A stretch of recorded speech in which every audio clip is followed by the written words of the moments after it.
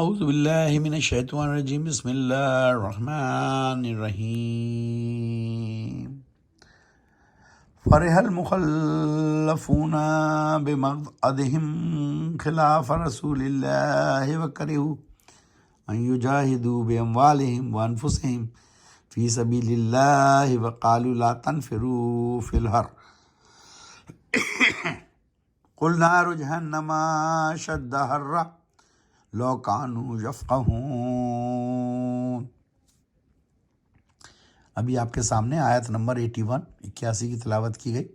سورت ہے سورت توبہ، پارہ ہے پارہ 10 وَاعْلَمُوا۔ اب اس کے معنی دیکھتے ہیں۔ خوش ہو گئے وہ لوگ جو بیٹھ گئے تھے اپنے گھر، جدا ہو کر رسول اللہ صلی اللہ علیہ وسلم رسول اللہ سے، اور اس کی کراہت گوارا نہ کیا انہوں نے کہ جہاد کی کوششیں کریں، اور وہ اپنے مالوں اور اپنے جانوں سے اللہ کے راستے میں، تو وہ گھر جا کر بیٹھ گئے، اللہ کے راستے میں مال و جان کو بچا کر بیٹھ گئے۔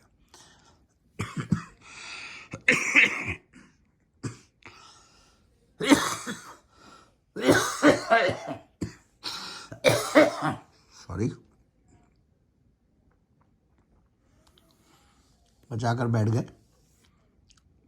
اللہ کے راستے میں۔ انہوں نے کہا کہ نہیں جاؤ سخت گرمی میں، کہہ دیجئے اے نبی صلی اللہ علیہ وسلم، آگ جہنم کی اس سے زیادہ گرم ہے، کاش وہ یہ بات سمجھتے۔ آیت نمبر 82۔ فَلْيَضْحَكُوا قَلِيلًا وَلْيَبْكُوا كَثِيرًا جَزَاءً بِمَا كَانُوا يَكْسِبُونَ۔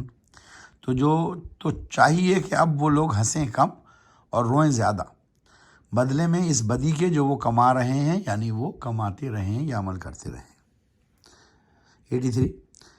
آج ہم کر رہے ہیں 81 سے 85، 81 سے 85۔ 83 کی تلاوت کرتے ہیں۔ فَإِن رَجَعَكَ اللَّهُ إِلَىٰ طَائِفَةٍ مِّنْهُمْ فَاسْتَأْذَنُوكَ لِلْخُرُوجِ فَقُل لَّن تَخْرُجُوا مَعِيَ أَبَدًا وَلَن تُقَاتِلُوا مَعِيَ عَدُوًّا إِنَّكُمْ رَضِيتُمْ بِالْقُعُودِ أَوَّلَ مَرَّةٍ فَاقْعُدُوا مَعَ الْخَالِفِينَ۔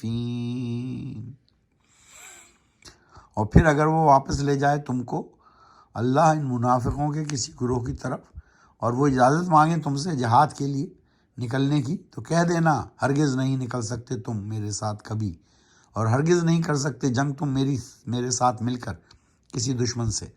یقیناً تم وہ ہو جنہوں نے پسند کیا تھا بیٹھے رہنے کو پہلی مرتبہ، تو اب بھی بیٹھے رہو ساتھ پیچھے بیٹھ کر رہنے والوں میں۔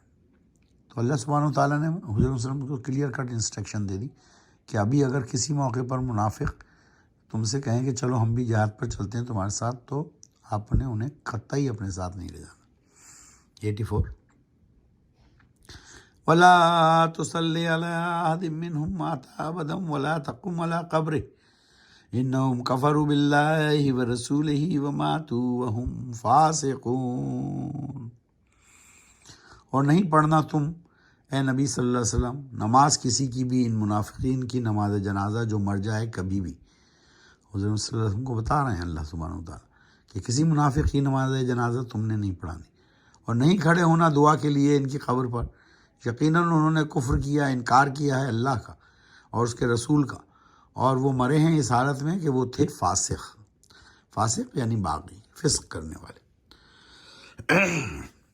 وَلَا تُعْجِبْكَ أَمْوَالُهُمْ وَأَوْلَادُهُمْ إِنَّمَا يُرِيدُ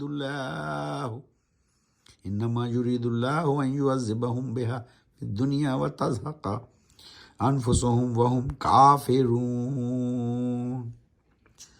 اور نہیں ڈالیں تعجب میں تم کو ان منافقین کے مال اور ان کی اولادیں، یقیناً چاہتا ہے اللہ کہ وہ دے عذاب ان کو اسی مال و دولت کے ذریعے سے دنیا میں، اور نکلے گی جان ان کی اس حالت میں کہ وہ کافر ہیں یعنی انکار کرنے والے ہیں۔